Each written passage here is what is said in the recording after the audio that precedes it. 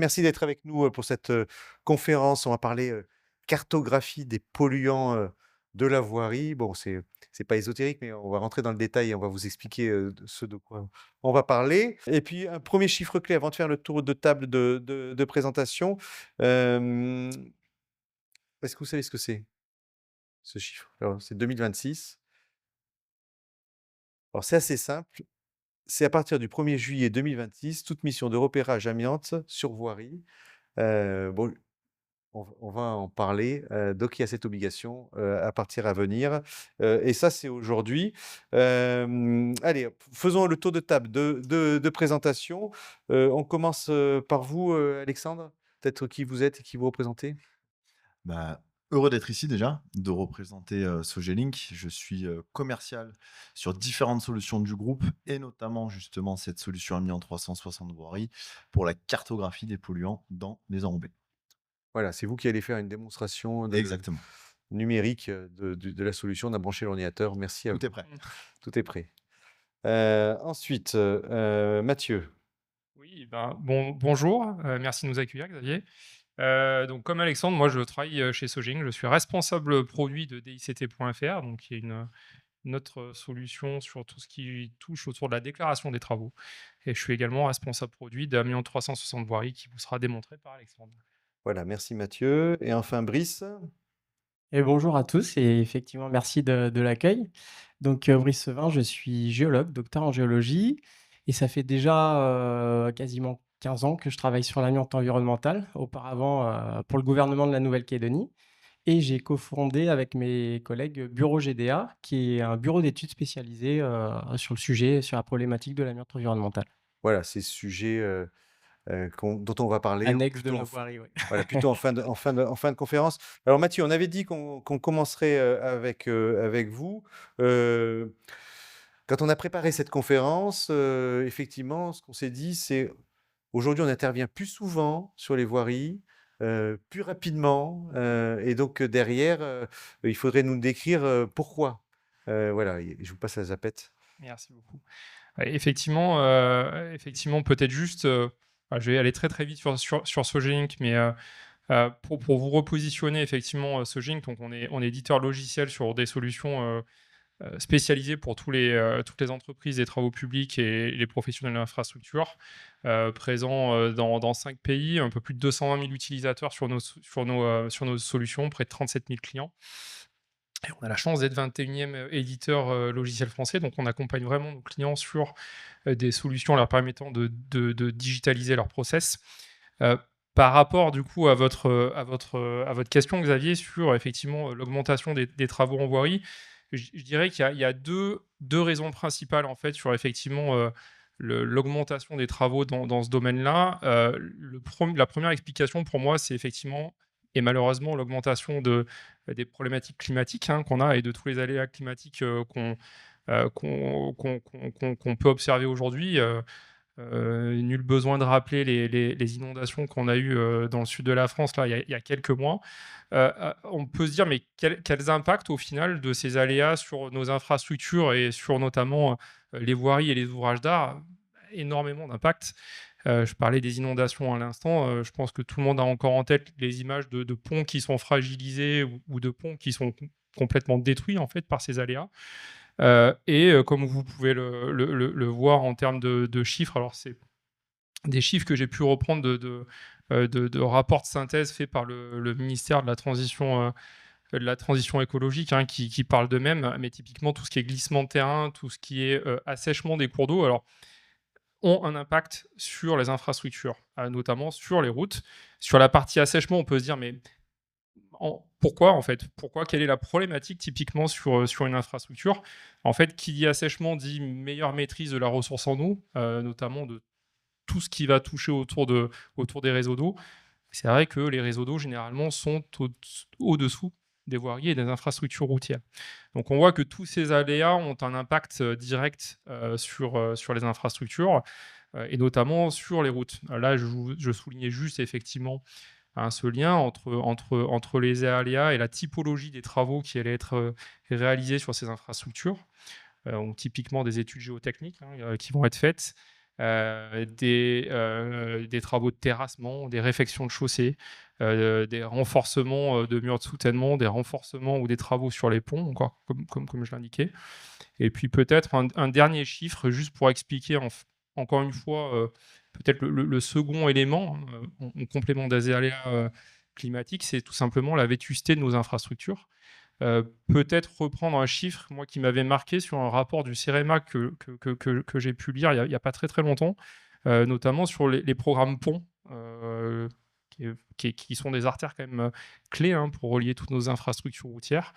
Et c'est vrai que quand on prend le dernier rapport du CEREMA avec près de 40 000 ouvrages qui ont été étudiés et plus de 20 ou 25% d'entre eux qui présentent une défaillance structurelle qui nécessite dans les 5 à 10 ans des travaux, voilà, ça explique clairement que cette typologie de travaux va augmenter et de facto que l'évaluation du risque amiante va être important à prendre en compte, pour ne pas dire obligatoire. Il va être obligatoire et on va avoir en fait de l'évaluation systématique avant cette typologie de travaux. Voilà un petit peu les raisons. Oui, et puis il y a le quotidien aussi, hein, bien sûr, hein, sur l'entretien des voiries de manière Voilà. globale, dans les collectivités. Exactement. En France, on a un peu plus d'1,1 million kilomètres de réseau. Donc, à l'envergure et vu le maillage du territoire, effectivement, on parle de plusieurs millions d'investissements à faire annuellement en fait, pour maintenir ces chaussées. Je prenais l'exemple des ouvrages d'art, mais c'est effectivement, hein, pour toutes nos routes, départementales, régionales, autoroutes, on a cette problématique annuelle de maintenance qu'il va falloir prendre en compte. Voilà, alors est-ce qu'on peut, merci là, pour cette première diapo, est-ce qu'on peut effectivement faire un point réglementaire, hein, là où on en est? Je vous ai présenté un chiffre, hein, qui était 2026, Ouais. effectivement, c'est le dernière chose qu'on attendait dans l'amiante, hein? Et exactement. En tout cas, sur l'instruction du risque amiante en voirie, effectivement, c'est un arrêté donc qui est paru récemment, juste cet été, hein, courant juin, comme vous pouvez le voir. Alors, je ne vais pas refaire toute la rétro de la réglementation amiante, hein. L'idée, c'était plus de vous partager en fait les points clés en fait de cette réglementation, avec un point de départ qui est quand même fondamentale en 2016 avec cette fameuse loi El Khomri qui rend obligatoire le repérage amiante avant tout travaux, que ce soit travaux neufs ou des opérations d'entretien et de maintenance.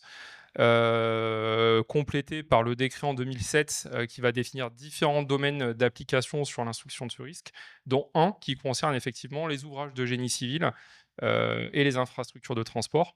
Et effectivement, on attendait un arrêté d'application déjà depuis quelques années, donc qui est sorti en juin de cette année, qui vient en fait vraiment fixer un cadre sur la manière dont l'instruction et le repérage du risque amiante en voirie doit être réalisé. Avec en fait une entrée en vigueur de cet arrêté en 2026. Premier chiffre que vous soulignez dans la présentation. Effectivement, on a maintenant et tous les donneurs d'ordre qui vont être soumis à cette instruction du risque avec cette méthodologie vont avoir globalement 1 an et demi maintenant pour se mettre en marche et appliquer ces dispositions. Donc, il y a une norme qui définit la manière dont on doit faire, ces diagnostics? Exactement, donc c'est la norme NFX 4602. Alors, bon, je vais vous faire grâce de tous les détails de cette norme, hein, ce n'est pas l'objectif du meeting d'aujourd'hui. En revanche, pour poser quand même quelques bases, euh, bon, le cadre général de cette norme, c'est vraiment en fait, de permettre aux donneurs d'ordre qui projettent de faire des travaux, soit directement sur des ouvrages de génie civil, sur des voiries ou sur des réseaux, qui vont être du coup amenés à travailler soit à rénover un enrobé ou soit à perforer l'enrobé pour accéder à des réseaux, de procéder à des repérages ou en tout cas à une évaluation de ce risque en complément éventuel de repérage. Et cette norme, en fait, elle s'applique à quoi? Elle va définir un cadre de la manière dont ces repérages vont être faits sur différents types d'infrastructures, réseaux et ouvrages de génie civil. Donc là, vous les avez listés derrière moi. Avec un point quand même à bien garder en tête, c'est que cette norme ne fait pas du tout référence à tout ce qui est sol et roche en place. Et ça, je pense qu'on a un expert avec nous, Brice, qui vous fera un topo là-dessus. Et effectivement, pourquoi on trouvait intéressant aujourd'hui de vous présenter cette évolution réglementaire sur tout ce qui est gestion et cartographie des enrobés, mais également faire un rebond sur l'amiante environnementale et sol et roche en place, parce que factuellement, sur ce type de projet, les 2 risques doivent être évalués, d'accord? C'est important. On sait qu'on a un arrêté, dans les tuyaux également sur tout ce qui est sols et rouages en place, donc qui arrivera derrière. C'est très, très important d'avoir ces éléments en tête. Donc en tout cas, voilà les infrastructures concernées par ce cadre méthodologique de repérage. Derrière, la norme indique une méthode que je vais vous présenter très très succinctement, avec, on va dire, 2 acteurs fondamentaux sur cette réglementation. Donc le donneur d'ordre, qui est voilà, propriétaire d'une infrastructure, maîtrise d'ouvrage, l'exploitant, le gestionnaire de réseau, qui projette de faire des travaux de maintenance typiquement, et qui va avoir factuellement l'obligation d'instruire ce risque, et d'instruire ce risque en suivant cette norme. D'accord? Et puis l'opérateur de repérage qui, lui, pour le coup, va être sur le terrain et va définir une stratégie de repérage, procéder au prélèvement et globalement indiquer effectivement dans un rapport, globalement, si les zones prévues dans le plan de travaux présentent des substances amiantifères ou pas. Dans cette diapo-là, voilà, l'idée, c'était plus de vous simplifier, mais à l'extrême, la méthodologie donc, qui est dictée par cette norme. Tout démarre par effectivement une obligation, hein, pour le donneur d'ordre, hein, qui projette de faire des travaux, d'instruire ce risque. Et la première étape par laquelle on va passer, c'est de réaliser une évaluation a priori du risque amiante. Donc c'est une évaluation qui va être basée principalement en fait sur tous les documents qu'il a à disposition, les éventuels repérages préalables qu'il a pu réaliser sur ses ouvrages, les différents plans de l'ouvrage, voilà, tous les documents techniques, historiques ou géologiques qu'il a à disposition pour être capable d'identifier et de qualifier ce risque. En fonction de ça, vous voyez un diamant noir en fait sur la suite. Ce diamant noir en fait symbolise en fait une dispense éventuelle de repérage. Ça veut dire quoi? Ça veut dire que si le donneur d'ordre est capable de prouver globalement qu'il maîtrise ce risque, d'accord, sur le périmètre projeté des travaux, dans ce cas-là, effectivement, il est dispensé de réaliser une mission de repérage spécifique. Dans le cas contraire, effectivement, il doit s'engager avec un opérateur de repérage sur une mission de repérage qui globalement est structurée en 3 étapes. Le cadrage de la mission, donc qui va permettre à l'opérateur de repérage, sur la base de documents offerts par le donneur d'ordre, de qualifier le périmètre du repérage et le phasing de ce repérage, comment ça va se passer. La deuxième étape, c'est la réalisation in situ du repérage avec des visites de reconnaissance, l'identification de zones présentant des similitudes d'ouvrage, pardon. Et puis derrière, en fonction de l'identification de ces zones, le fait d'opérer des prélèvements pour aller confirmer ou redéfinir proprement ces zones. Et enfin, la conclusion qui consiste à rédiger un rapport de repérage par ouvrage. Voilà, globalement, le cadre méthodologique qui a été porté par cette norme. Voilà, donc on voit, et la diapo d'après, là, vous allez la présenter aussi, hein, peut-être? On voit, juste avant de faire la démonstration, Exactement, ouais. on voit il y a, une explosion du nombre de repérages, des complexités, mais ça vaut, on parlait sur le décret Bax, vous savez, ça c'est Mmh. sur les données énergétiques aussi, c'est pareil, il y a une explosion du nombre de données énergétiques et donc si, le donneur d'ordre, il veut, avoir un tableau de bord et il veut pouvoir exploiter ça correctement et ben, il faut une solution, numérique. Et on voit que ça coûte cher aussi de repasser. Il y a une solution, c'est, bah, si on maîtrise le risque, on n'a pas besoin de faire de repérage, hein, donc ça a des impacts en termes de coûts. Exactement. Et donc aujourd'hui, pour le donneur d'ordre, il y a ces enjeux-là qui sont, essentiels pour lui et donc qui flèchent vers une solution numérique. Exactement. Ça, effectivement, c'est 4 points, mais peut-être qu'Alexandre, tu peux effectivement prendre la main Tout à fait. ouais, je Alors, te laisse. merci.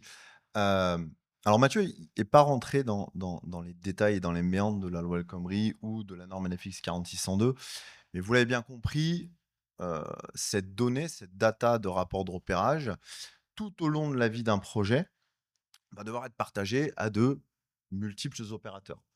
Ce qui induit que cette data doit être stockée de manière efficace, doit être capitalisé, forcément, pour être distribué aux différents intervenants sur la vie de votre projet, et ce, de manière le plus rapide possible. Donc cette célérité, pour moi, aujourd'hui, elle ne peut se faire qu'avec des outils numériques, type Amiante 360 Voirie. Alors, évidemment, nous sommes français, il reste toujours le petit village de donneurs d'ordre qui résiste encore et toujours à la digitalisation du monde du BTP. Mais aujourd'hui, ne serait-ce qu'en termes de délai, donc de coût, c'est handicapant de ne pas se tourner vers des solutions numériques. Voilà, ça c'est ma réponse. Nous, quand on a pensé Amiante Voirie, nos solutions existent de par les remontées de terrain de nos clients. Et donc, on s'est dit, on va faire un état des lieux. On va parler Amiante Voirie à nos clients. Parce qu'on a déjà un fort vivier de clients via une autre de notre solution qui est DICT.fr. Et donc, on a fait des interviews. Et le constat, il est le suivant. Alors, premier constat qui m'a étonné, c'est que il faut qu'on évangélise la bonne parole. Il faut qu'on diffuse cette donnée sur la réglementation de gestion de l'amiante HAP dans les enrobés, parce qu'on a encore trop de donneurs d'ordre qui sont partiellement ou absolument pas au fait de la réglementation. Ça, c'est le premier point. Et le deuxième point, sur des donneurs d'ordre qui sont effectivement renseignés, ils nous ont remonté des problèmes de capitalisation de la donnée, de maîtrise de certaines contraintes, notamment coût délai, liés au rapport d'opérage, et puis les différentes évolutions réglementaires, donc être au fait de cette réglementation, et puis de pouvoir partager efficacement la data. Donc à partir de ce constat-là, nous on a essayé et on a fait d'ailleurs avec Mathieu, on a co-construit avec nos clients cette solution Amiante 360 Voirie. Voilà. Donc derrière, c'est poser la question du quand. Quand est-ce que votre donneur d'ordre, il doit, et du moins à quel moment il est le plus opportun pour lui dans son workflow, de venir Le workflow, alors peut-être pour dire dans son dans son process, ouais, dans ses méthodes de travail. ouais. À quel moment il est le plus opportun d'inclure un outil lui permettant une gestion efficace de la data. On a une solution qui s'appelle DICT.fr qui répond à une réglementation anti-endommagement des réseaux que je vais schématiser à l'extrême. Lorsque vous faites un trou en France, vous devez consulter l'ensemble des gestionnaires réseau qui sont présents sur votre emprise de chantier. L'idée, c'est d'éviter le contact godet de pelleteuse, canalisation de gaz, parce que ça fait jamais bon ménage. Donc, c'est pour sécuriser les équipes. Ça, c'était indépendant de l'amiante finalement. C'est indépendant de l'amiante, tout à fait. Ouais. Et ça répond à une réglementation anti-endommagement des réseaux. C'est le point de départ, c'est la DT. Donc, ils sont obligés de passer par cette étape-là. Donc, on s'est dit, avec Mathieu, que c'était le bon moment pour inclure un outil leur permettant justement de gérer au mieux les polluants dans la voirie. Et c'est à ce moment-là, je vais passer sur la démo, je vais vous montrer un petit peu les différentes étapes avec notre outil Amiante Voirie. Oui, parce que les 2 sont obligatoires finalement maintenant, on peut dire, Ouais, Exactement. pour comprendre, hein. Peut-être pour synthétiser ou projeter un petit peu plus les gens sur les mots d'Alexandre, mais effectivement, en fait, l'objectif de l'instruction du risque amiante, c'est d'instruire ce risque en fait au plus tôt. C'est vrai que quand les équipes sont déjà sur le terrain, c'est bien trop tard et il va y avoir en fait des impacts budgétaires liés en fait au délai et liés en fait à une découverte trop tardive de ce risque qui va être extrêmement handicapante. Donc l'objectif pour un donneur d'ordre, c'est vraiment au plus tôt d'instruire ce risque et notamment en phase d'étude. Et effectivement, aujourd'hui, quand vous allez projeter de faire des travaux en France, et notamment quand vous allez réaliser une phase d'étude, vous allez devoir faire une déclaration de travaux, une DT. Et donc, c'est vrai que c'était cohérent pour nous d'intégrer au moment où cette déclaration est faite, parce que vous allez récupérer de l'information sur les réseaux, dans le même timing, d'essayer d'inscrire ce risque amiante en voirie. Voilà. Et d'où le lien entre les 2 sujets. Mais oui, c'est une obligation également, c'est Ouais, notre en réglementation. termes de temporalité, on voit On est en phase d'étude. l'intérêt de le faire en phase d'étude. Exactement. Alors, on va continuer donc, Alexandre, alors, peut-être on va regarder faire la démo alors? Tout à fait. Alors là, on part d'une DT, tout simplement. Vous êtes DT alors déclaration de bon, travaux. ça parle tout le monde, Ouais, déclaration de travaux, effectivement. Ouais. On est sur notre magnifique siège social de Caluire. Hop, vous tracez donc une emprise de chantier. Mettez-le peut-être en plein écran comme ça on voit, Ouais, si vous voulez. ouais. On trace notre emprise de chantier, tout simplement. Je rentre pas dans les détails. Là, on est vraiment sur de la déclaration de travaux. Donc là, on est en direct sur la Tout à plateforme. fait. On est en direct sur la Euh, plateforme DTDICT, donc DICT.fr. Votre donneur d'ordre, il instruit son projet via une DT. Ouais. Il contacte l'ensemble des gestionnaires réseau présents ici sur son emprise de chantier. C'est une obligation légale, Ouais. d'accord, qui vont lui répondre si oui, ils ont du réseau ou non, ils n'ont pas de réseau Ouais. sur l'emprise de chantier. Et c'est à ce moment-là que nos solutions DICT.fr et Amiante 360 Voirie sont interconnectées. C'est-à-dire que le donneur d'ordre, l'outil va interroger notre base de données. On aura implémenté l'ensemble des datas du donneur d'ordre X dans notre outil. Et n'importe quel collaborateur du donneur d'ordre qui instruit un projet aura accès à la data. Donc, en termes d'efficacité du partage de la donnée et de l'exploitation de celle-ci, c'est optimum. Et vous voyez, ici, on a différents rapports de repérage présents à proximité ou dans l'emprise, tout simplement, du chantier. Ouais, donc vous avez là, vous voyez tous les rapports de repérage, y compris ceux qui ont pu être faits pour d'autres donneurs d'ordre, si je vais y arriver. Est-ce que c'est ça? Alors, on a aujourd'hui sur la plateforme, effectivement, notre objectif, effectivement, c'est de permettre, en fait, aux donneurs d'ordre d'être sur cette logique de partage, en fait, pour fédérer un écosystème et permettre, en fait, à tous nos clients de bénéficier de cette donnée. On gère 2 niveaux de visibilité à date sur la solution, donc du public, du privé. Donc un donneur d'ordre qui va vouloir, effectivement, pas être sur cette logique de partage, on va, effectivement lui permettre déjà de capitaliser, lui, sa propre donnée. Malheureusement, on n'aura pas un reversement La à la communauté? communauté, hein, ce qui est notre objectif, et donc on essaye quand même d'orienter nos clients vers cette approche, puisqu'effectivement l'objectif, c'est d'être capable, in fine, indépendamment de l'emprise que vous prévoyez, de bénéficier de cette donnée et d'essayer de la rendre, entre guillemets, la plus ouverte possible. Voilà. On gère ces 2 niveaux. Par défaut, effectivement, aujourd'hui, on a quand même beaucoup plus de clients et de donneurs d'ordre qui souhaitent déjà capitaliser leurs propres données, hein. Je ne reviens pas sur le slide précédent, mais c'est vrai que ce qu'on voit énormément en clientèle, ou en discutant avec nos clients, c'est une donnée, en fait, qui est très froide, en fait. Donc des rapports qui sont déjà disponibles, qui sont présents, sur leur serveur de fichiers, qui sont présents sur leur PC, qui sont présents dans les boîtes mail, et ne serait-ce que déjà d'avoir une vision simple, un outil simple Mm. pour maîtriser leur propre base de repérage, c'est quelque chose qui n'est pas en place. Voilà. Ouais. Oui, alors, juste, là, on rentre dans le détail mais c'est-à-dire que j'ai un donneur d'ordre, je ne vais pas y arriver, hein, qui, a des multiples rapports, et donc du coup, il faut déjà les intégrer parce que des rapports Exactement. papier ou des rapports PDF, il faut les intégrer, Tout à fait. dans la base. Donc là, vous les accompagnez pour Bien sûr. intégrer tous ces rapports Bien et sûr. donc avec des systèmes automatisés, j'imagine? Alexandre va vous faire voir ça après sur la solution amiante voirie, mais effectivement, en termes d'intégration, soit en saisie directe dans l'outil, soit en chargement de masse, via des fonctions de chargement de masse, soit directement une délégation Nos équipes. SOG-Link à nos équipes avec un traitement automatisé d'intégration de Ouais. masse. Allez, on regarde ça Mmh. alors du coup, Alexandre.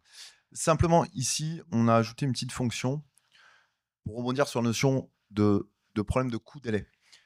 Si vous n'avez pas aujourd'hui de rapport de repérage ou si vous souhaitez des compléments, vous pouvez commander directement ici un complément et un rapport de repérage en 3 clics. C'est-à-dire que l'ensemble des données de votre projet, ici au stade de la DT, numéro de consultation, timing du projet, objet du projet, se reporte automatiquement. Et vous pouvez, si vous avez, par exemple, et c'est le cas dans chez beaucoup de nos clients, d'avoir un opérateur de repérage qui est titulaire d'un marché, par exemple, vous le liez, vous nous le faites lier, et derrière, simplement, vous rentrez une date de réalisation de votre rapport. L'opérateur est notifié par mail d'une commande. Il fait effectivement son rapport de repérage et le redépose dans l'outil. Et tout remonte dans votre outil Amiante 360 Voirie et dans votre dossier DICT.fr, dans votre dossier de DCE, votre dossier de consultation des entreprises. Voilà. Ça, c'était simplement une petite parenthèse. Je vais vous montrer l'outil Voirie. Hop. Peut-être un mot donc du coup pour les personnes qui nous écoutent. Donc on est parti effectivement de DICT parce qu'on trouvait cohérent, encore une Mmh. fois, de vous montrer la synergie qu'il y a entre faire une déclaration de travaux et instruire ce risque au même moment, parce que d'un point de vue phasing projet, on est en phase d'étude. Là, ce que vous allez voir à présent, c'est vraiment le cœur de la cartographie qu'on propose à nos clients sur l'amiante en voirie, donc amiante 360 voirie, sur lequel on va concentrer les différents rapports de repérage et les différents prélèvements de ces rapports euh, partagés par nos clients, partagés par les donneurs d'ordre. Donc l'outil, le voilà. C'est un beau pays. C'est un fond de carte avec effectivement des prélèvements, tout simplement. Voilà, typiquement. Vous avez effectivement un mapping de prélèvements sur un fond de carte. Vous l'avez en vue carte ou en vue liste, avec des options de recherche avancée pour retrouver les prélèvements qui vous intéressent le plus rapidement possible. Euh, Hop, on va se mettre, admettons, encore une fois, chez nous. Typiquement, voilà à quoi ça ressemble. Alors, vous avez des points, point vert, point rouge.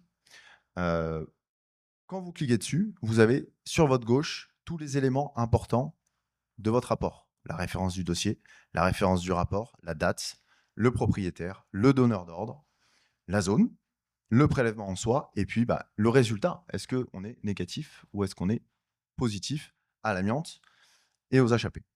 Vous avez la possibilité, en cliquant dessus, d'avoir accès à votre rapport si vous voulez plus de détails, que vous pouvez télécharger, imprimer et partager. Donc là, en termes d'exploitation de votre donnée et de rapidité pour trouver l'info, honnêtement, aujourd'hui, c'est quand même assez intéressant. L'outil gère ce qu'on appelle les ZPSO, les zones présentant des similitudes d'ouvrage. Donc ça, c'est dans la norme NFX 4602.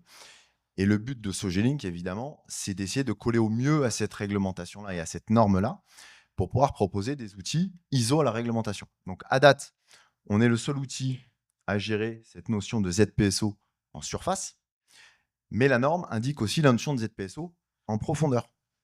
Et ça, Mathieu, tu me le confirmes, dans les futures évolutions de l'outil, on va avoir également cette notion de ZPSO, mais en profondeur. Effectivement, ouais. Alors, on va peut-être pas faire prendre beaucoup de temps pour expliquer toutes ces notions, mais effectivement, la notion de zone qui présente des similitudes d'ouvrage, c'est quand même une notion voilà, très très importante dans cette norme NFX 4602.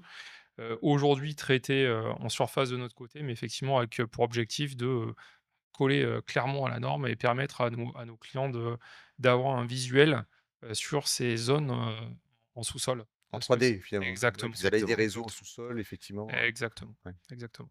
Tout à fait. En termes de traçabilité, vous consultez l'historique. Qui a fait quoi et quand? Tout est tracé. Donc, vous avez un historique sur vos prélèvements. Et tout à l'heure, Mathieu l'a partiellement effectivement énoncé. On a différents moyens d'implémenter cette base de données-là. Le premier moyen, effectivement, c'est du template Excel et de la réintégration de masse, tout simplement avec un glisser-déposer ici. Vous avez une possibilité, hop, on va se remettre sur nos petits prélèvements de Sogelink. Hop, ici, la possibilité de les réintégrer de manière manuelle. Donc, le client, il est en totale autonomie pour intégrer et créer ses dossiers. C'est de la translation de données. Vous avez votre rapport PDF, vous recopiez simplement ce que vous avez dans votre rapport sur effectivement l'outil avec une référence de dossier, une référence de rapport, la fameuse visibilité publique ou privée que Mathieu a énoncé tout à l'heure, à savoir est-ce que vous souhaitez partager votre rapport de repérage à l'ensemble de la communauté ou pas. Le rapport de repérage que vous joignez en PDF. Et ici, par exemple, vous voyez, hop, vous pouvez ajouter des zones avec des notions clés sur votre prélèvement. Donc, la zone, la date, latitude, longitude, détail du prélèvement et résultat d'analyse. Donc là, le client, il peut le faire en totale autonomie. Et la troisième option, c'est de nous déléguer cette gestion-là. C'est-à-dire que nous, on a des équipes d'experts qui sont effectivement formés à réintégrer des rapports de repérage dans la solution. Et en termes de ratio coût-délai, temps passé, aujourd'hui, on a essayé de faire quelque chose qui est avantageux pour le client. Encore une fois, le but, c'est de lui faire gagner du temps, effectivement, sur cette réglementation-là. oui, vous avez industrialisé, donc vous savez, vous allez plus vite effectivement que le client, j'imagine, Tout à fait. pour intégrer, toutes ces données. Hem, donc ça c'est clair pour, vous vouliez montrer d'autres choses sur le Sur l'outil, non, sur l'outil? sur l'outil, non, voilà. Pour faire une conclusion, moi, je voudrais simplement dire qu'aujourd'hui, avec un identifiant, un mot de passe, nos clients peuvent répondre à 2 réglementations fortes. Nos donneurs d'ordre peuvent répondre à 2 réglementations fortes et aujourd'hui, je pense très honnêtement qu'il n'a jamais été aussi simple de protéger les équipes sur le terrain. Donc il est important de ne plus avoir d'excuses et avec des outils, comme on les propose, vos équipes seront très honnêtement en sécurité et c'est le but, effectivement. Est-ce qu'il a un bénéfice? Là, c'était une question, on n'avait pas préparé, hein, je ne veux pas vous coincer, hein. Est-ce qu'il a un bénéfice à partager, les données ou à pas les partager? C'est-à-dire que je partage et donc j'accède à des données qui sont partagées ou je garde en privé les données? Non, ça c'est, est-ce que c'est des choses, je sais que dans les communautés de manière classique, hein, sur le numérique, c'est des choses qui se font, hein, qui se pratiquent? Oui. Bah, forcément, c'est un petit peu plus complexe. Ou c'est à la carte, en fonction de ce que chacun veut? C'est des données sensibles, enfin, c'est des données qui sont quand même, qui ont une certaine sensibilité. Après, pour autant, ce que dit la réglementation et notamment le dernier arrêté, hein, une fois que l'instruction du risque amiante a été fait par un donneur d'ordre, c'est que le donneur d'ordre, typiquement, s'il n'est pas propriétaire de l'infrastructure, ce qui peut être le cas si il est juste en gestion et qui prévoit de faire des travaux sur une infrastructure, c'est qu'il doit reverser globalement ces différents rapports, les repartager en tout cas avec le propriétaire de Ah l'infrastructure, oui, oui. qui peut les mettre à disposition de toute personne en fait qui va lui en faire la demande si cette personne projette de faire des travaux sur son infrastructure. Donc cette logique de partage, elle est quand même inscrite jusqu'à un certain point dans la réglementation, d'où le fait qu'on voilà, on soit très sensible à cette notion de partage. Idéalement, effectivement, il faudrait que cette donnée soit centralisée, ouverte pour tout le monde. C'est pas le cas à date, hein. Mais c'est clé et favoriser ce partage, quand on voit en fait le nombre d'acteurs tout simplement qui vont être amenés à réaliser des travaux, c'est clé. Donc même si effectivement aujourd'hui il n'y a pas de référentiel unique sur lequel tous les prélèvements nationaux sont disponibles, gratuitement consultables ou autres, je pense que si on veut accélérer l'instruction de ce risque pour tous les acteurs, ces fonctions de partage sont importantes. Oui, le donneur d'ordre a intérêt à pousser, hein, cette notion de partage parce que déjà financièrement pour lui, en termes de délai, Effectivement, et puis l'idée, effectivement, c'est à partir du moment où on partage une donnée, c'est aussi pouvoir idéalement profiter de la donnée de ses confrères, hein. Mmh. Ça serait l'idée, ouais. Alors, pour continuer, on va tirer le fil, Brice, on vous a avec nous, on va parler amiante environnementale. Alors, l'amiante environnementale, il faudrait redéfinir, ce que c'est exactement, pour le public. Je crois que vous avez quelques diapos et puis comment ça s'intègre, la recherche d'amiante environnementale dans un projet de voirie, finalement? Oui, tout à fait. En fait, l'idée effectivement d'enchaîner, avec, ma présentation, c'est de vous montrer à quel point les 2 problématiques sont liées pour le donneur d'ordre. Donc l'amiante, environnementale ou l'amiante naturelle, c'est l'amiante qu'on va retrouver dans le sol et le sous-sol et c'est vrai qu'on a tendance à oublier que l'amiante, c'est naturel Et et que ouais. ça à la base, c'est une extraction, c'est des mines et on en a mis dans le bâti, effectivement, dans les routes. Mais à la base, c'est naturel, donc c'est une problématique que vous allez retrouver. Effectivement, quand un donneur d'ordre va avoir un projet de voirie, oui, certes, il y a l'enrobé, mais en général, que ça soit pour la création de la voirie ou la réflexion de la chaussée, il va devoir terrasser, il va devoir, toucher au sol et aux roches. De la même façon, il suffit d'imaginer un talus, hein, un accotement où, on va toucher à la roche ou même, bien souvent, le remblai qui est utilisé, bah, c'est plus simple des fois de reprendre en fait la roche en place. Donc on utilise aussi le remblai qui est, sur place et puis, bah, bien sûr, il y a tous les réseaux, hein, qui peut y avoir, si vous passez, un câble ou si vous passez des conduits. Donc on voit que le donneur d'ordre, bah, il va être affecté aussi par cette problématique et nous, c'est quelque chose qu'on voit déjà, à travers les appels d'offres, par exemple, où très souvent les donneurs d'ordre font la demande, en fait, de ces deux types, de repérage. Donc les enrobés, et l'amiante naturel. Il y avait d'autres diapos là que vous Oui. aviez, on va vous passer la Oui, parce que, bah, de la même façon, en fait, que tout ça, découle de la loi El Khomri, il faut savoir que le domaine, dont parlait Mathieu auparavant et le nôtre, à la base, était un seul domaine. Donc tout ce qui était, infrastructure et immeubles non bâtis au sens large. Mais, très vite, quand tout le monde a commencé à travailler sur les normes d'application, qui devaient être une norme, on a bien compris que les domaines étaient très différents. C'est pour ça que ça s'est divisé en 2 normes et qui donc en découlent, 2 arrêtés. Donc nous, on a une norme, qui est dédiée à l'amiante environnementale, c'est la norme P94 001 et nous, on n'est pas encore très chanceux, on attend l'arrêté. Mais tout simplement, en fait, il y a une logique, hein, c'est que, c'est les mêmes acteurs qui sont concernés souvent, par l'arrêté infrastructure et il paraissait plus logique, pour la DGT de déjà travailler sur cet arrêté pour ensuite faire passer, donc l'arrêté de l'amiante environnementale. Donc qui est le dernier arrêté, hein, de l'ensemble des 6 domaines d'application des repérages qui devrait venir donc, courant, 2025.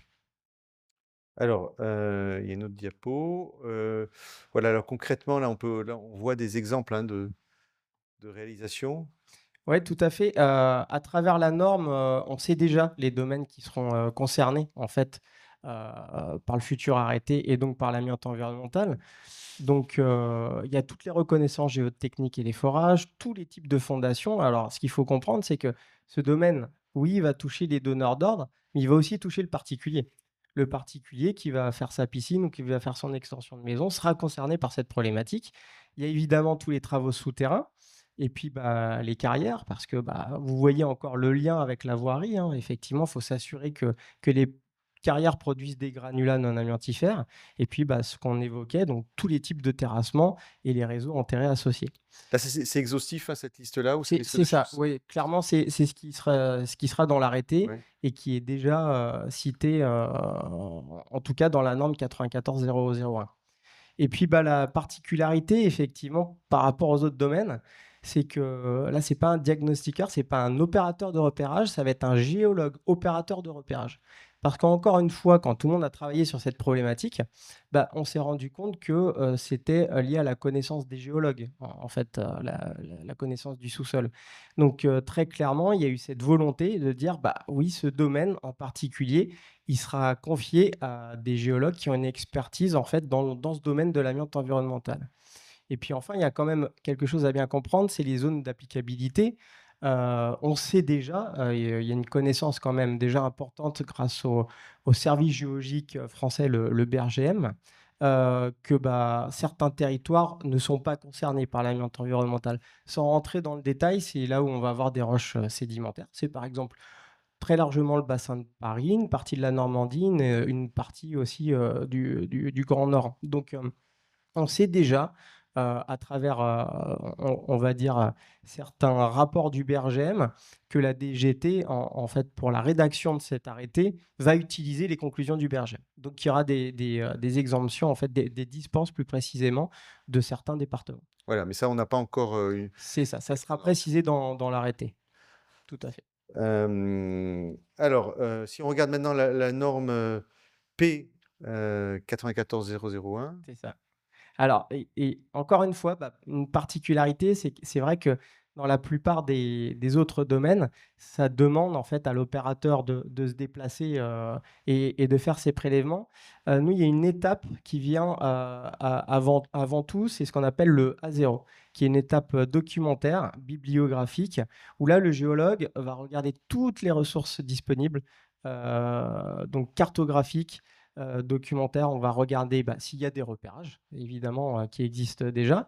On va regarder toutes les cartes, géologiques du Berghem, toutes les thèses qui ont pu être faites par les géologues sur des formations géologiques associées et tous les articles scientifiques. Et à partir de ça, on va déjà très souvent avoir une idée de s'il faut aller plus loin, c'est-à-dire s'il y a suspicion.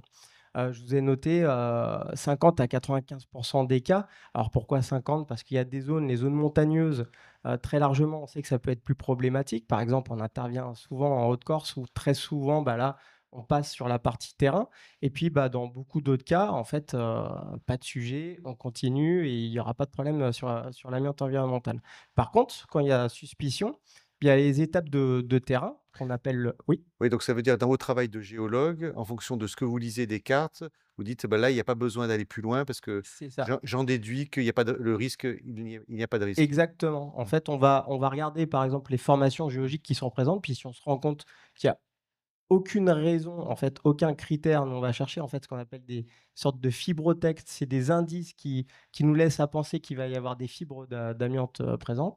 Et bah, on se dit, bon, bah, il n'y a pas de problème. Par contre, quand il y a suspicion, à travers quelques indices donnés, par exemple, dans les notices de cartes ou les articles, et ben, on va aller vérifier sur le terrain. Et notre rôle en tant que géologue, ça va être d'améliorer la cartographie géologique qu'on va décliner en fait en une cartographie d'aléas de l'amiante environnementale. Et ça, on va faire des prélèvements, tout comme les autres domaines, et tout comme l'enrobé. Et après, on va envoyer à des laboratoires les échantillons pour une analyse COFRAC, métamolp, tel que c'est demandé pour les autres domaines, mais avec la particularité que c'est de l'amiante en fait naturelle et non manufacturée. Ouais. Et après, voilà, on peut conclure comme tous les autres domaines, hein, la démarche est très proche pour tous les rats, avec absence ou présence. Hem, on avait prévu une dernière pause qui était: pourquoi est-ce qu'il faut un géologue? Là, on commence à comprendre, hein, pourquoi, parce qu'on voit que ça correspond à votre métier. On peut afficher peut-être cette diapo. Hem et la question subsidiaire que je voulais vous poser, c'est, est-ce qu'il va y avoir suffisamment de géologues? Vous voyez, c'est toujours, Ouais, les arrivées des nouvelles réglementations sont toujours, c'est complexes à évidemment, mettre en œuvre. c'est C'est évidemment les montées en charge, ce qui est normal, hein. c'est une question effectivement qui revient. Oui, tout à fait, parce que, en fait, beaucoup d'écoles ou d'universités vont pouvoir former à ça. C'est quelque chose qui va rentrer dans le cursus, petit à petit, mais c'est vrai que ça demande, certaines compétences particulières. Même, je veux dire, tous les géologues ne peuvent pas faire ça, puisque ça demande d'avoir des connaissances fines. J'ai listé la minéralogie, pétrographie, analyse structurale, et puis les minéraux amiantifères vont apparaître dans certains contextes qui sont, en fait, quand vous chauffez des roches, par exemple, c'est le métamorphisme, ou avec des fluides chauds, c'est l'hydrothermalisme. Donc, c'est bien d'avoir des connaissances dans ce domaine. Mais ce qui sera demandé, en tout cas par la DGT, c'est que, en fait, ces géologues suivent une formation de géologue opérateur de repérage, avec le très bel acronyme GOR, qui est quand même moins très joli que le opérateur de repérage. Mais voilà, donc il reste, c'est en fait la création d'un métier, hein, tout à fait, pour être franc, et dont le but en fait de ces géologues est de réaliser une cartographie de l'aléa. Et enfin, j'ai noté l'arrivée de cette norme est accompagnée par un guide à venir qui sera publié par le CEREMA, qui va donner beaucoup d'informations aux donneurs d'ordre, mais aussi aux futurs géologues opérateurs de repérage, parce que, vous l'avez dit, c'est un nouveau domaine et encore plus différent des autres. Donc, bah, voilà, il faut pouvoir accompagner dans cette nouvelle problématique. Voilà, je voyais, il y avait une carte, qui était, à côté, Oui, c'est ça, par exemple, c'est donc quand je vous disais que le géologue va utiliser beaucoup de données disponibles du Bergem, ça, c'est une carte qui est la donnée de base. C'est la carte au million qui montre en fait la possibilité, la susceptibilité de trouver de l'amiante environnementale avec une graduation de couleurs. Et on voit que bah, tous les massifs montagneux sont en orange, rouge, et le vert ne signale pas qu'il n'y ait pas de présence, c'est la possibilité d'en avoir. Là où, en tout cas, on pense savoir qu'il n'y en a pas, c'est ce qui est gris. Et puis se pose le problème de tous les cours d'eau. Forcément, des cours d'eau, ils prennent souvent leur source bah, en montagne. Donc, ils peuvent drainer des minéraux potentiellement, enfin des roches potentiellement amiantifères. Donc, c'est pour ça que vous voyez par rapport à ce que je disais, la logique de dispense, il faut bien se dire que quasiment l'ensemble du territoire va être concerné, hormis le bassin de Paris, et puis vous voyez une partie de la Normandie et tout ça. Donc c'est vrai que c'est assez surprenant, mais ça va être assez important comme changement, en tout cas, sur cette problématique. oui, donc, un donneur d'ordre, il aura, j'y suis arrivé là, ce coup-ci. Il aura, 2 choses à vérifier, hein, l'amiante qu'il peut y avoir, dans les matériaux, qui ont de construction, hein, qui ont été installés, ou, les enrobés, et ensuite il devra vérifier également l'amiante environnementale s'il est concerné, s'il est sur une zone, qu'on peut considérer comme un risque. Est-ce que c'est bien ça qu'il faut C'est retenir? c'est c'est exactement ça, quand le donneur d'ordre, va effectivement lancer un appel d'offres et une entreprise, en fait, récupère un marché, il faut qu'elle soit en capacité de savoir quand elle va intervenir, sur l'enrobé, comme au niveau du terrassement, s'il y a une problématique, de présence d'amiante. Est-ce que le géologue, peut aussi faire le repérage, amiante, classique? Non, c'est pas clairement, c'est pas les mêmes compétences. Oui, Donc, c'est donc c'est pour ça qu'il faut travailler en synergie et ouais. c'est l'idée effectivement de ce type de présentation, mais c'est des domaines assez différents, ouais. Donc on voit l'intérêt quand même de la 3D, hein, parce que c'est peut-être pour ça que vous travaillez, sur ce sujet, et donc ça c'était cette question que je voulais vous poser, avec également une autre question, c'est, les 2 rapports, différents, ils seront également sur la plateforme? On voit en tout cas effectivement l'intérêt de la capitalisation de la donnée, qu'il s'agisse de l'instruction du risque sur la partie voirie pure ou l'instruction du risque amiante naturelle dans les sols. Et effectivement, à un moment donné, de toute façon, lorsque cet arrêté prendra forme et entrera en vigueur, sur la partie sol et roches en place, en tant que donneur d'ordre, je devrais qualifier l'intégralité de ce Ouais. périmètre et donc du coup capitaliser la donnée. Donc effectivement, on travaille actuellement, notamment avec Brice sur ces sujets pour être capable de permettre d'avoir une vision, entre guillemets «holistique» sur ces 2 Ouais. sujets. C'est Oui, parce que vous l'objectif. vous, en tant que géologue, finalement, vous allez voir, une zone qui peut être assez grande et donc vous allez pouvoir, dire: «Il y a toute cette zone-là, qui» là, vous êtes, de Lyon, donc vous pouvez dire: «Tiens, tac, il y a 20 kilomètres, qui vont être concernés», donc ça va être reporté, sur tous les rapports automatiquement, donc Non, l'approche est assez identique en fait ouais. aux enrobés, c'est-à-dire que, c'est va être le secteur en fait, qui est lié à un projet. Un repérage, et quel que soit le domaine est Ah voilà, toujours lié à un projet ouais, et effectivement avec, nos donneurs d'ordre, on leur demande le type de travaux, ouais, très précisément parce que de la même façon que pour l'enrobé, on a besoin de savoir, l'impact en 3 dimensions. ouais. Et donc c'est aussi très limité. On a la même notion de périmètre et sur nous, notre système d'information équivalent, c'est pareil, on va représenter le périmètre, du repérage. Et pourquoi on vous allez voir sur la partie pure voirie, tout à l'heure, on partait d'une DT, parce que quand vous prévoyez de faire des travaux, vous avez dû voir dans la démonstration faite par Alexandre que tout démarre déjà par le dessin d'une emprise. Donc on voit que le périmètre des travaux et des opérations projetées est la donnée en fait de base qui va être utilisée à la fois par les opérateurs de repérage sur la partie voirie, mais également par les GOR du coup, pour aller instruire le risque. Voilà. Donc cette première donnée de où est-ce que je prévois de faire mes opérations est clé derrière pour être capable de cascader et d'avoir les plans de repérage adéquats. Combien est-ce qu'il y a de GOR aujourd'hui, de personnes, Oh, on n'est pas nombreux pour l'instant là, ouais, ouais. Non, en fait, on va dire qu'il y a des gens qui se sont constitués une expertise ouais. sur l'amiante environnementale, mais c'est un titre qu'on ne peut pas utiliser tant qu'il n'est pas défini par l'arrêté. Alors nous, oui, on peut dire qu'on a une expertise sur l'amiante environnementale, mais le titre, en fait, ne peut pas être utilisé, pour l'instant. Alexandre, je voulais revenir, sur le projet, c'est-à-dire que je suis aujourd'hui, un donneur d'ordre, je veux mettre en place votre solution. Par quoi je commence? Je commence par, vous contacter, il faut regarder vous allez estimer, les rapports qu'il y a, le travail qu'il y a à produire, pour intégrer les rapports, dans la solution. Ça prend combien de temps entre le début et le moment où je commence On à commence avoir à accès à mes naviguer. données? Mmh. Oui, Alors, ouais, la 1re chose à faire, c'est nous contacter. ouais, Même si on a des contacts réguliers avec nos clients, effectivement, si vous estimez qu'il y a un besoin, vous nous contactez. Étape numéro 2, comme vous l'avez dit, Xavier, c'est de regarder ce que vous avez en stock, votre data. ouais. Comment elle est structurée, combien de rapports vous avez. Derrière, il y a une estimation qui Oui, est faite. parce que des fois, il y avait de la data qui était un peu structurée. On peut avoir un fichier Excel, certains ont pu construire des choses comme ça Tout à fait. avec des éléments. Ça, il faut l'intégrer aussi, hein. Tout à fait. Donc, chaque client, j'ai envie de dire, est différent Ouais, et il va falloir, nous, qu'on traite chaque client différemment en fonction de sa typologie, ouais, tout simplement. mmh, Il y a souvent, c'est ce que disait Mathieu tout à l'heure, chez nos clients, je vous prends l'exemple tout bête, je suis une collectivité. J'ai le service eau, j'ai le service assainissement, j'ai le service espace vert.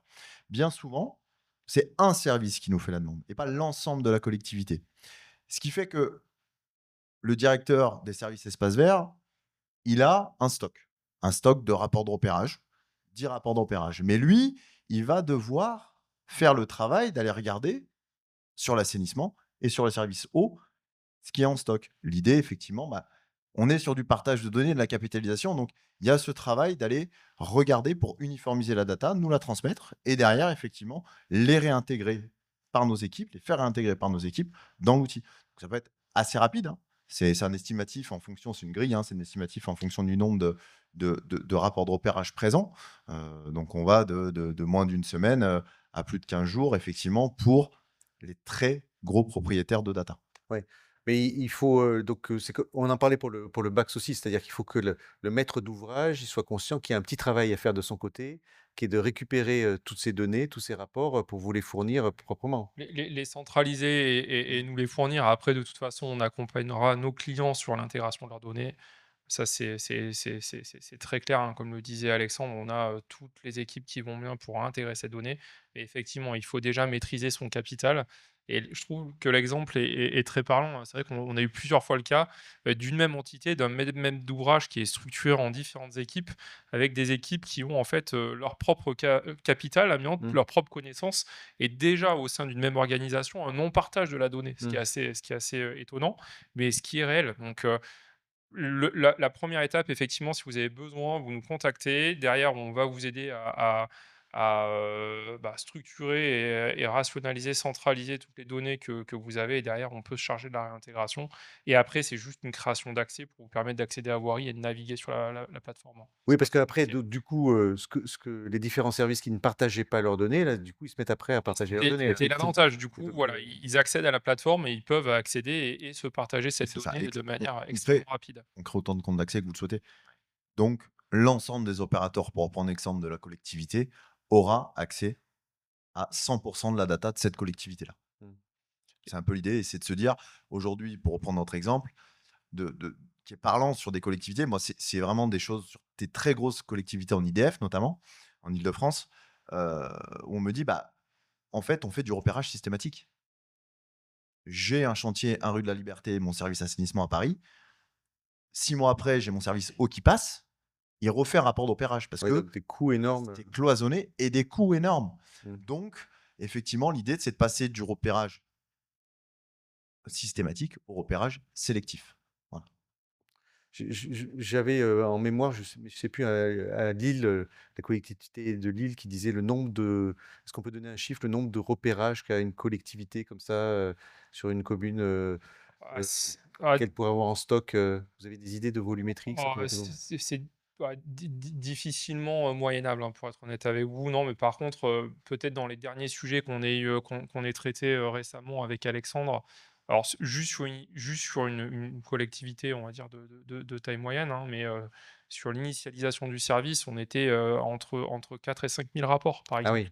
juste sur le démarrage, sachant que la collectivité a un plan de rénovation pluriannuel et de maintenance de ses infrastructures, et qu'elle utilise la solution non seulement pour capitaliser la donnée, mais ça lui donne aussi cette vision cartographique, un moyen de planifier sur un temps long les différentes rénovations qu'elle souhaite avoir, et du coup planifier avec son ou ses opérateurs de repérage globalement un plan de repérage pour être Oui, capable de cartographier cette donnée-là. et puis après quand je sais où j'ai de l'amiante ou pas, effectivement, je peux planifier les travaux, Exactement, et avoir les des enjeux budgéter. financiers en disant: «Là, Exactement, ça coûtera pas cher, je peux commencer par là». Exactement. exactement. Ouais. En termes de D'aut planification, ouais. d'autant plus que les collectivités aujourd'hui, on voit tout l'intérêt de la solution, Mm, et de bien planifier, hein, de manière globale. On voit dans les contraintes budgétaires, mm. que l'on a, il devait y avoir une annonce à 16 heures, je ne sais pas si elle est tombée d'ailleurs, et donc il y a les contraintes budgétaires, qu'il y a, effectivement, les collectivités ont tout intérêt à planifier et à gérer au maximum. D'éviter les doublons, oui. Ouais. D'éviter le doublon. Voilà, je crois qu'on a fait à peu près le tour, du sujet. J'avais peut-être une dernière question pour vous, Brice, vous l'avez peut-être dit, mais l'arrêté, il est pas encore sorti, mais c'est prévu pour? Normalement 2025. Ouais. À 2025, voilà, donc on devrait avoir toutes ces infos, en 2025 avec la carte, si j'ai bien compris, Mais c'est ça, ça sera, en fait, des dernières nouvelles, non pas une carte, mais une liste de départements qui seront dispensés. Ah oui, Faire. donc il y aura une liste de départements. Voilà, parfait. Il est 58, donc on a fait le tour presque, pas complètement du sujet, parce qu'il y avait plein de choses à dire. Merci à vous pour cette présentation. Alors, pour vous dire qu'on a une petite expo sur le vélo, vous savez, on est fan de vélo, on parlait de transition énergétique, tout ça. Bon, le vélo en fait partie sur la mobilité avec un webtoon. Est-ce que vous savez ce que c'est un webtoon, cher conférencier Absolument pas. Absolument pas. C'est un dessin c'est pas un dessin animé, c'est une BD pour regarder sur son smartphone. Vous savez, les images se suivent. C'est parce que vous êtes trop vieux, Alexandre. C'est que les jeunes aujourd'hui, pourtant vous êtes beaucoup plus jeunes que moi, mais les jeunes aujourd'hui, ils regardent ça sur leur smartphone et ils regardent des webtoons. Et donc on a fait un webtoon avec les bonnes pratiques pour se mettre au vélo. Voilà, merci à vous, chers conférenciers et Merci. chers publics. Merci. C'était Merci. c'était un grand plaisir.